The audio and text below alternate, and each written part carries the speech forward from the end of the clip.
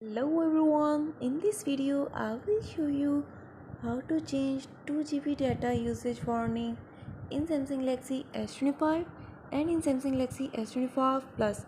Before starting this video, please subscribe for more videos and watch complete video.